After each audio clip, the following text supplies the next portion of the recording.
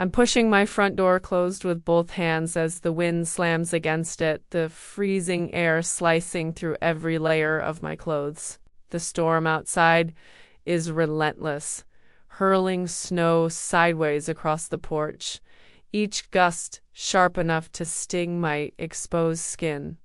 My breath comes out in short, desperate bursts, fogging up the tiny glass window embedded in the door.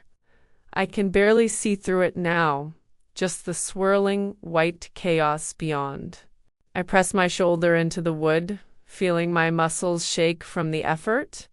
The door groans under the pressure, the hinges protesting as the wind tries to rip it from my grip. I wedge my boot against the threshold, bracing myself, leaning all my weight forward. The cold seeps through my jeans, through my socks, straight into my bones.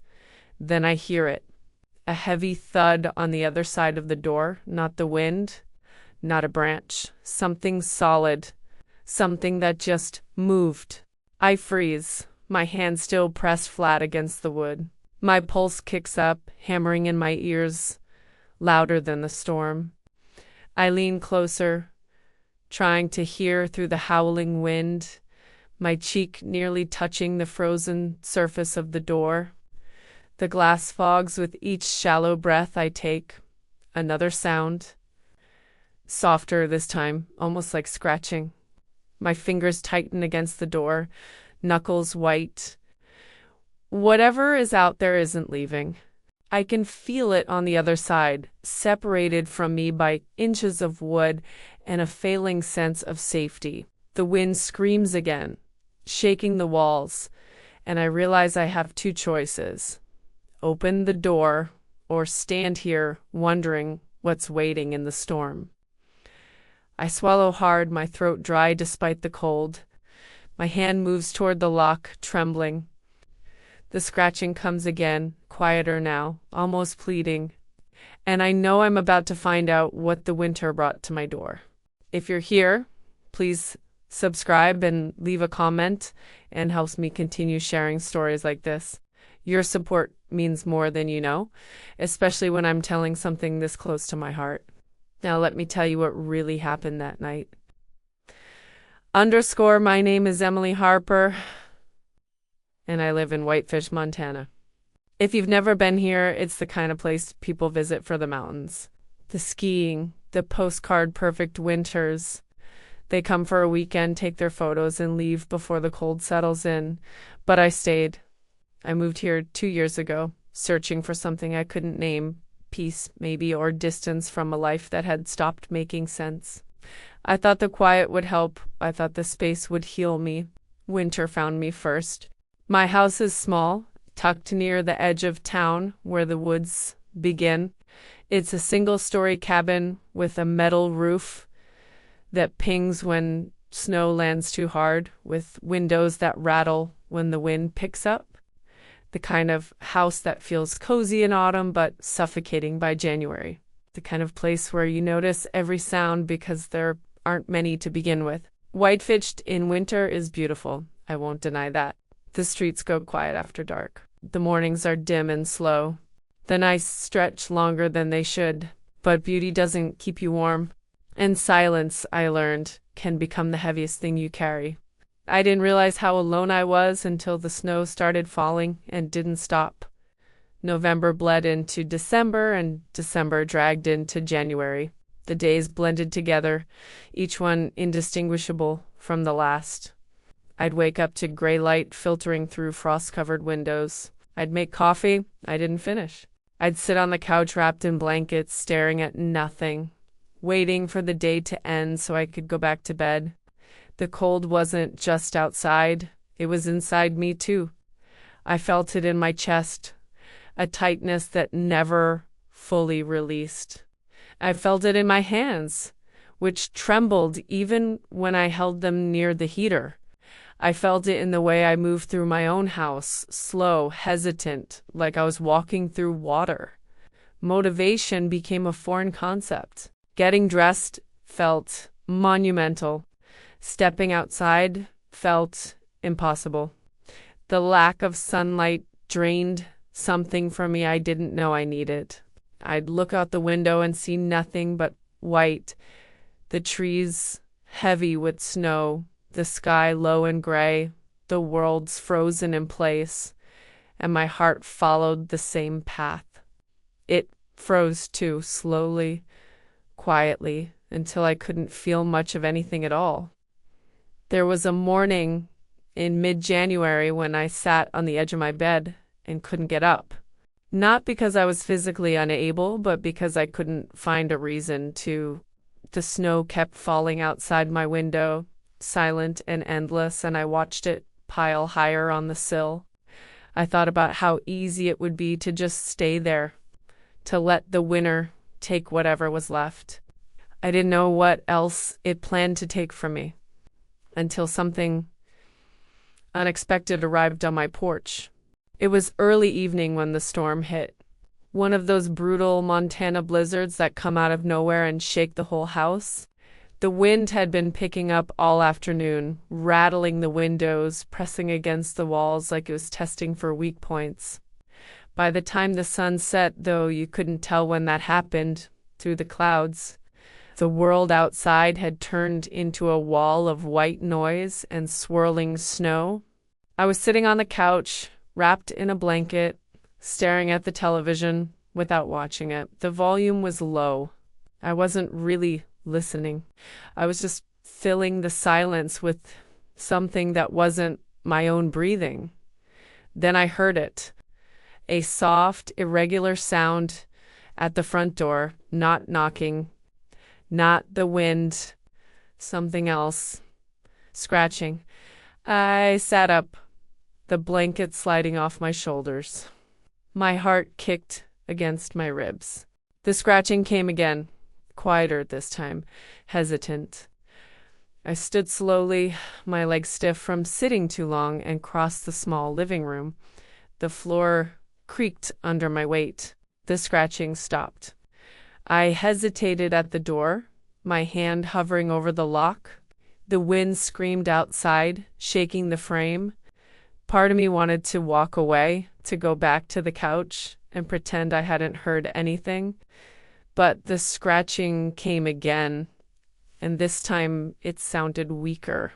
Desperate, I unlocked the door and pulled it open. The cold hit me like a slap, stealing the breath from my lungs. Snow blew into the house, swirling around my legs, stinging my face. I squinted against the wind, raising one hand to shield my eyes, and there he was, a dog. Thin, shivering, covered in snow. His fur was matted and damp, clinging to his ribs. His eyes were wide, dark, and full of something I recognized immediately. Fear mixed with a fragile, flickering hope. He stood on my porch, trembling so hard I could see it even through the storm. For a moment, neither of us moved. He looked up at me, snow gathering on his muzzle, his breath coming out in quick, visible puffs. He didn't bark. He didn't whine. He just stood there, waiting, like he'd used the last of his strength to knock on my door, and now had nothing left but hope that I'd let him in.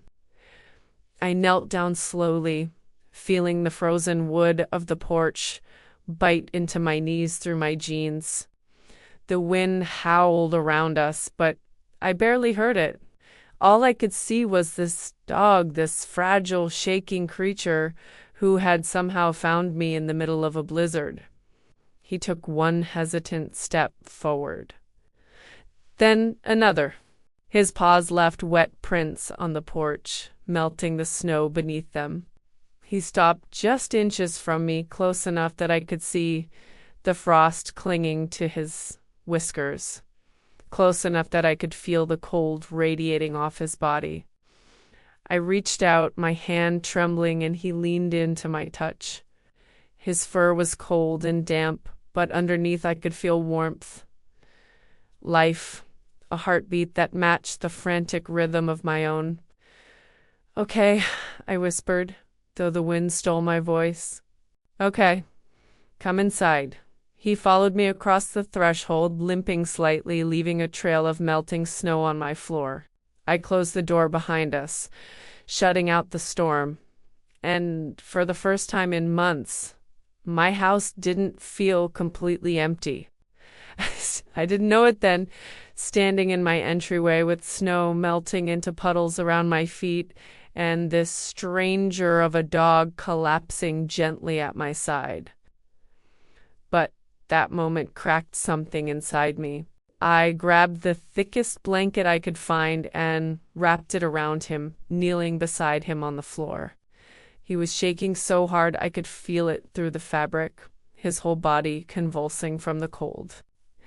I dried him as best I could, running the blanket over his back, his legs, his face. He let me, too exhausted to do anything but collapse against my side. When I finally sat back, he lifted his head just enough to look at me. His eyes were dark brown, rimmed with exhaustion, but there was something in them, gratitude, maybe, or trust. I wasn't sure. I wasn't used to being looked at like that. "You're safe now," I told him, though I wasn't sure who I was trying to convince. I found some leftover chicken in the fridge and tore it into small pieces, setting it on a plate in front of him.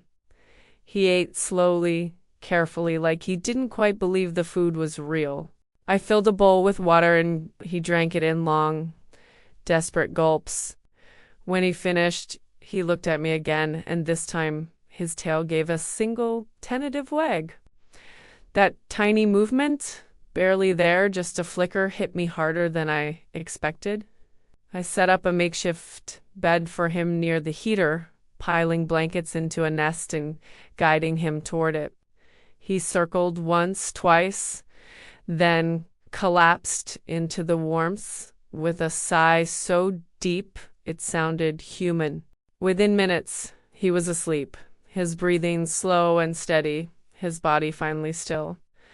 I sat on the floor beside him, watching the rise and fall of his ribs beneath the blankets.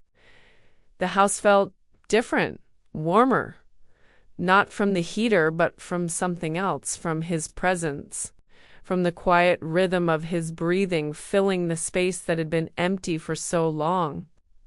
I rested my hand on his side, feeling the warmth of him beneath my palm, and I realized something had shifted. Not everything, not yet, but something small, a spark, a tiny warmth I hadn't felt in months. When he lifted his head and rested it on my lap, his eyes half closed, trusting me completely, something inside me finally moved. The days that followed were slow, but they were different. I named him River. I'm not sure why. Maybe because of the way he moved when he finally got his strength back, fluid, graceful, like water finding its path. Or maybe because rivers keep moving, even in winter, even when everything else freezes. Either way, it fits. River followed me everywhere. When I got up in the morning, he was there, waiting by the bedroom door, with his tail wagging softly. When I made coffee, he sat at my feet, his head resting on my ankle. When I moved to the couch, he followed, curling up beside me with his body pressed against my leg. At first, it felt strange. I wasn't used to being needed. I wasn't used to another heartbeat in the house. But slowly, I adjusted. I found myself talking to him, not full conversations, just small things. "Good morning. Are you hungry? It's cold out there, huh?" He'd tilt his head when I spoke, like he was listening, like my voice mattered. The routine we built was simple, but it anchored me. I'd wake up earlier than I had in months because River needed to go outside. I'd bundle up, open the door, and step into the cold with him. The mornings were still brutal, gray and dim, the snow crunching under our boots and paws, but they felt different now. Shared, less empty. At night, River slept beside my bed, his breathing slow and steady in the darkness. I'd lie there listening to him, the quiet rhythm of his exhales filling the silence that used to suffocate me. Sometimes I'd reach down and rest my hand on his back, feeling the warmth of him through his fur, and the tightness in my chest would ease just a little. He seemed to mirror my emotions in ways I didn't understand. On mornings when I struggled to get out of bed, he'd stay close, pressing his body against mine, his head on the mattress, waiting. He never pushed. He just stayed. When I cried, and I did, more than once, he'd climb onto the couch beside me, rest his chin on my shoulder, and breathe, slow and steady, until I matched his rhythm. There were small moments that stood out, tiny shifts that told me something was changing. One morning I opened the curtains without thinking about it. The light that came through was pale and cold, but it was light. River sat beside me, looking out at the snow-covered yard, his tail wagging gently. I realized I wasn't afraid of the day ahead, not the way I had been. Another evening I caught myself humming while I made dinner. I stopped mid-note, surprised by the sound of my own voice. River looked up at me from his spot by the heater, his ears perked, and I laughed. I actually laughed. The sound felt foreign but real. The silence in my house no longer felt empty. It felt shared, comfortable, like River and I had learned a language that didn't need words. I started taking longer walks with him, bundling up against the cold and heading out into the quiet streets of Whitefish. The town was still gray and frozen, but it didn't feel as oppressive. Not with River trotting beside me, his breath visible in the cold air, his presence steady and warm. People started to notice us. A neighbor waved from her porch. A man walking his own dog nodded as we passed. Small interactions, meaningless on their own, but they added up. I was part of the world again, not hiding, not frozen. One afternoon we walked farther than usual, following a trail that led up into the hills behind my house. The snow was deep, but River moved through it easily, bounding ahead and then circling back to check on me. I laughed, watching him play, and the sound echoed across the empty landscape. We stopped at a clearing where the trees thinned out, and I could see the valley below, Whitefish spread out in the distance, small and quiet and safe. River sat beside me, his shoulder pressed against my leg, and we stood there in the cold, breathing the same air. I looked down at him, at the way his ears perked forward, at the snow clinging to his fur, and I felt something cracked inside me. Not break, crack, like ice splitting under pressure, like something frozen finally beginning to thaw. I realized the storm inside me, the one that had been raging since long before the blizzard brought River to my door, was quieting. Not gone, but quieter. And it was because of him. One morning, I opened the curtains and realized the snow didn't scare me anymore, and he was the reason. A few weeks later, the weather finally broke. It was a clear, cold morning, the kind where the sky is so blue it almost hurts to look at. The storm clouds had lifted overnight, leaving the world sharp and bright and still. I woke up to sunlight streaming through my window, real sunlight, not the pale gray light I'd grown used to, and for the first time in months, I felt something close to hope. River was already awake, sitting by the door, his tail wagging softly. "All right," I said, smiling. "Let's go." I bundled up, pulling on my coat and boots, and we stepped outside together. The cold hit me, but it didn't feel as brutal. The air was crisp and clean, sharp in my lungs, but not suffocating. I inhaled deeply, filling my chest with it, and realized it was my first full breath in months. River ran ahead, bounding through the snow, his whole body vibrating with joy. He turned back to look at me, his tongue lolling out, his eyes bright, and I laughed.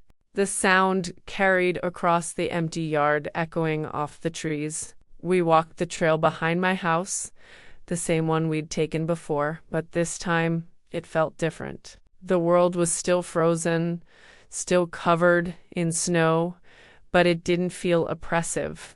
It felt peaceful, beautiful, even. We stopped at the same ridge overlooking Whitefish. The town looked small from up here, tucked into the valley, surrounded by mountains. Smoke rose from chimneys in thin, lazy lines. The lake in the distance was frozen solid, reflecting the bright blue sky. I placed my hand on River's back, feeling the warmth of him through his fur. He leaned into my touch, his breathing slow and steady. "River," I whispered. He looked up at me, his dark eyes calm and trusting. I looked out at the valley, at the long stretch of winter still ahead, and realized I wasn't afraid of it anymore. The cold didn't feel like an enemy. The silence didn't feel like punishment. I wasn't frozen anymore.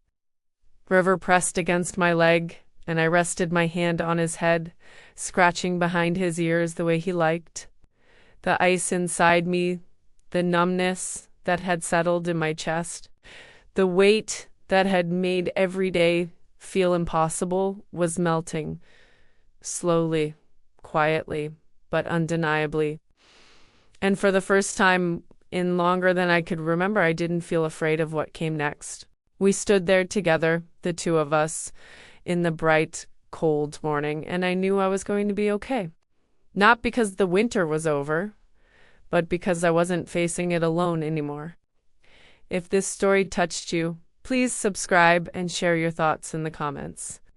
It truly helps this channel grow, and it means the world to me to know these stories resonate with you. Oh, I thought I was saving him, but he saved me.